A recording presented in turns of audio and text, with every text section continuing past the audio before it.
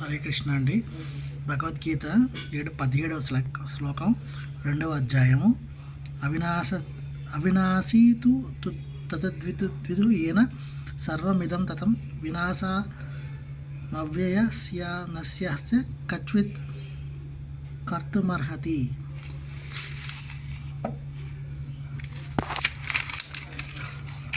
శరీరమంతా ఏదైనా వ్యాపించి ఉన్నదే, అది నశింపు లేనిది నీవు తెలుసుకోవాలి.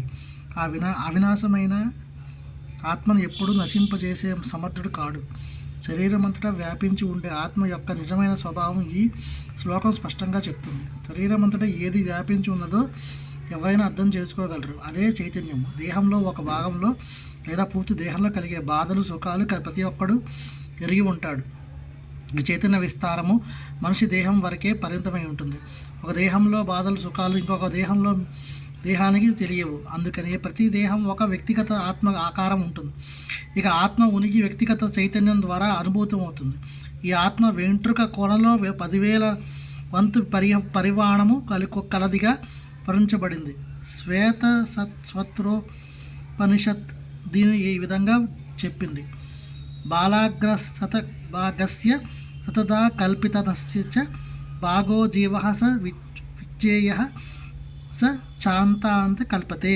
వెంట్రుక కొనను 100 భాగాలుగా విభజించి అందులో ఒక భాగాన్ని తిరిగి 100 భాగాలుగా విభజిస్తే ఆ ప్రతి భాగము ఆత్మ పరిమాణ కొలత అవుతుంది. ఇటువంటిదే మరొక శ్లోకం ఇలా చెప్పింది. కేశగ్రస శత భాగస్య శతాంశ సాదృశాత్మక జీవ సూక్ష్మస్వరూపోయం సంఖ్యాతీతో హి చిత్కణ. వెంట్రుక కొనల్లో 10,000 వంతు పరిమాణం కలిగిన అసంఖ్యమైన ఆధ్యాత్మిక అణువులు ఉన్నాయి. అంటే ఆధ్యాత్మిక అణువైనట్టి వ్యక్తిగత భౌతిక అణువుల కంటే సూక్ష్మమైనది. అటువంటి అణువులు అసంఖ్యంగా ఉన్నాయి. ఈ సూక్ష్మమైన ఆధ్యాత్మిక కణమే భౌతిక దేహం ఆధారం. ఏదైనా ముందు గుణము శరీరం అంతటా వ్యాపించే రీతిగా ఈ ఆధ్యాత్మిక కణ ప్రభావం శరీరం అంతటా వ్యాపించి ఉంటుంది. శరీరం అంతటా ఈ ఆత్మ వ్యాపించి ఉండడం చైతన్యము ద్వారా అనుభూతం అవుతుంది. ఆత్మ ఉనికిని అదే నిదర్శనం. చైతన్యం లేనట్టి దేహం శవము. ఇటువంటి లౌకిక ఏర్పాటు చేతననే దానిలో చైతన్యాన్ని తిరిగి తెప్పించలేమని అమాయకుడైన అర్థం చేసుకోగంటాడు. కనుక చైతన్యం అనేది భౌతిక మాలాలు సమ్మేళనం వలన కాకుండా ఆత్మ వలననే కలుగుతుంది. ముండకోపనిషత్తులో ఆత్మ పరిమాణం గురించి మరింత వివరించబడింది.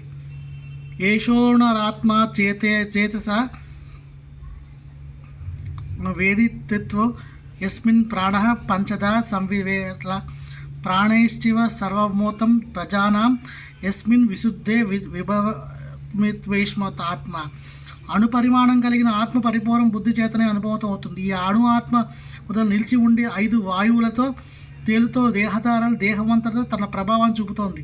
ఈ 5 వాయుధములు కల్మషం నుండి ఆత్మ శుద్ధపడిన వాడు దాని ఆధ్యాత్మిక ప్రభావం ప్రదర్శనమవుతుంది.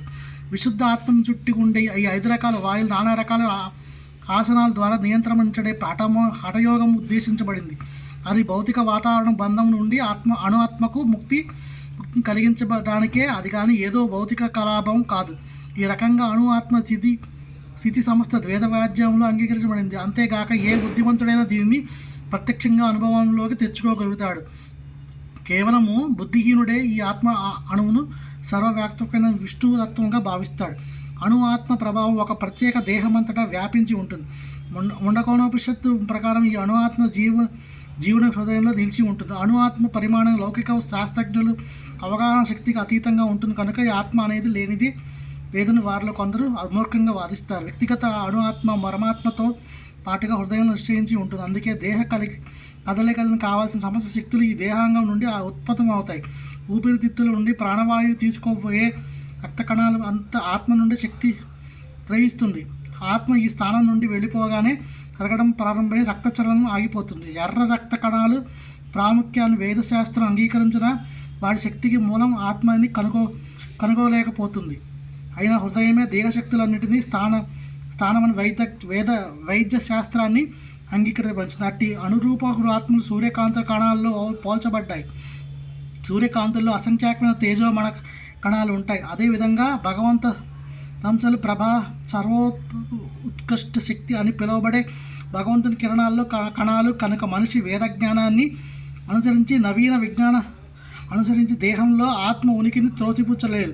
ఆత్మవిజ్ఞానం స్వయంగా భగవంతుని చేతన భగవద్గీతలో స్పష్టంగా వివరించబడింది.